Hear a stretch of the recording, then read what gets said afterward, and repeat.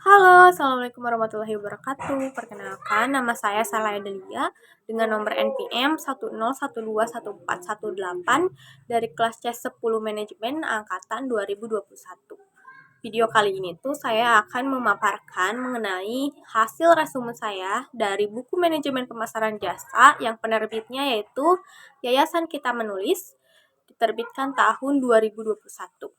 Langsung saja ke materinya. Di sini saya meresum bagian bab 8 yang judulnya yaitu Komunikasi Pemasaran Jasa Terintegritas. Nah, pada dasarnya menurut Sutikno et al. Tahun 2020, pada dasarnya komunikasi pemasaran atau marketing communication merupakan serangkaian aktivitas yang bertujuan untuk menyebarkan informasi mengenai perusahaan maupun produk atau jasa yang ditawarkan, membujuk target pasar untuk membeli atau mengonsumsi produk atau jasa, serta meningkatkan target pasar akan produk atau jasa yang ditawarkan, sehingga mereka tertarik untuk mencoba membeli kembali, serta loyal kepada perusahaan atau produk atau jasa yang ditawarkan oleh perusahaan. Nah, komunikasi pemasaran terintegritas itu merupakan proses yang ditawarkan perusahaan dalam rangka untuk mempercepat tingkat pengembalian investasi dengan menyelaraskan tujuan komunikasi dengan tujuan perusahaan. Itu menurut School and School tahun 2004. Herman tahun 2013 beliau mengemukakan bahwa komunikasi pemasaran terintegrasi sebagai rancangan komunikasi pemasaran yang mempertimbangkan keunggulan dari masing-masing bauran komunikasi pemasaran. Kemudian memakainya untuk menciptakan penjelasan pesan, konsistensi, dan efek komunikasi yang optimal melalui pesan yang tersampaikan secara terintegrasi. Lalu ada menurut Wirtz dan Mursi tahun 2011 mengemukakan bahwa komunikasi pemasaran terintegrasi memadukan beragam media komunikasi untuk menyampaikan pesan yang sama kepada pelanggan sehingga menimbulkan pemahaman yang sama mengenai perusahaan atau produk dan layanan yang ditawarkan. Dengan demikian, akan terbentuk pesan tunggal yang membuat penyampaian citra merek yang kuat kepada pelanggan. Berikut ini ada beberapa faktor yang mendorong pengembangan komunikasi terintegrasi. Yang pertama yaitu teknologi. Pengembangan pesat dan penyebaran teknologi informasi dalam bentuk pengambilan, penyampaian, dan manipulasi data memungkinkan perusahaan untuk dapat mengetahui jenis pelanggan dan juga apa motivasi pelanggan membeli produk. Yang kedua yaitu branding, meningkatkan penekanan pada merek dan merek sebagai alat pembeda utama dari produk yang mereka jual. Yang ketiga yaitu globalisasi. Dengan meningkatnya globalisasi, maka perusahaan akan mengubah strategi komunikasi mereka. Selanjutnya yaitu ada tahapan proses komunikasi pemasaran jasa terintegrasi.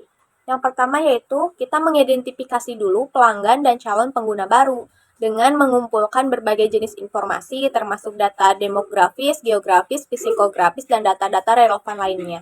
Lalu yang kedua yaitu kita memperkirakan nilai pelanggan dan calon pengguna baru.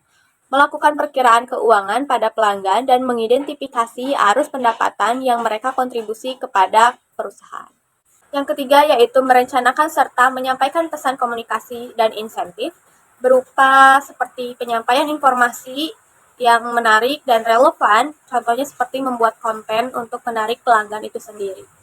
Lalu yang keempat ada perkiraan pengembangan investasi pelanggan, yaitu kita memisahkan hasil mana nih yang pengembalian jangka pendek sebagai pembangun bisnis dan jangka panjang sebagai pembangun merek. Dan yang terakhir atau yang kelima yaitu analisis pasca program dan perencanaan masa depan, yaitu melibatkan beberapa langkah. Yang pertama, menerapkan program komunikasi pemasaran terintegrasi di pasaran selama periode waktu yang relevan. Yang kedua, mengevaluasi program setelah dijalankan. Dan yang ketiga, membangun strategi investasi kembali. Baik, untuk selanjutnya, bauran komunikasi pemasaran jasa. Bauran pemasaran jasanya menggunakan metode 4P, produk, price, place, dan promotion. Bauran komunikasi pemasaran jasa dikelompokkan ke dalam 3 kategori sumber komunikasi. Itu menurut Wirtz and Lovelock tahun 2018. Kategori pertama yaitu marketing communication channel, yang kedua service delivery channel, dan yang ketiga message largely outside the control of the organization. Nah, untuk masing-masing kategori memiliki beberapa poin-poin yang bisa kalian lihat pada gambar berikut. Pesan ditransmisikan melalui saluran komunikasi pemasaran. Yang pertama ada saluran komunikasi tradisional terbagi kepada 5 bagian. Yang pertama ada iklan seperti media berbayar, contohnya kayak TV, radio, kemudian ada juga media cetak, majalah, dan surat kabar. Ada bioskop dan berbagai jenis media luar ruangan seperti poster, papan pesan elektronik, dan lain-lain. Untuk yang kedua yaitu pemasaran langsung. Alat bantunya seperti surat, email, dan teks pesan. Yang ketiga ada promosi penjualan.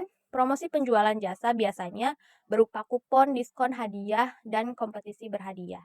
Yang keempat yaitu penjualan pribadi, pertemuan antar pribadi untuk mempromosikan merek atau layanan tertentu. Yang kelima atau yang terakhir adalah hubungan masyarakat. Jadi persiapan dan kontribusi siaran berupa foto atau video yang menampilkan cerita tentang perusahaan, produk, maupun karyawan pada perusahaan tersebut.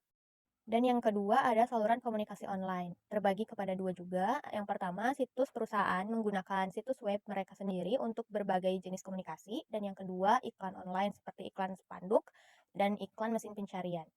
Yang ketiga yaitu pesan ditransmisikan melalui saluran pengiriman layanan. Ada tiga, yang pertama outlet layanan, yang kedua karyawan garis depan, dan yang ketiga titik pengiriman layanan mandiri.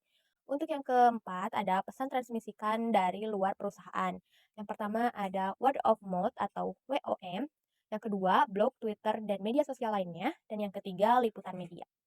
Baik, dan kesimpulan yang dapat saya ambil dari resume chapter 8 yang berjudul Komunikasi Pemasaran Jasa Terintegrasi. Jadi dari chapter ini tuh, komunikasi pemasaran jasa terintegrasi menekankan bahwa pentingnya menyatukan berbagai strategi komunikasi untuk mempromosikan layanan secara efektif.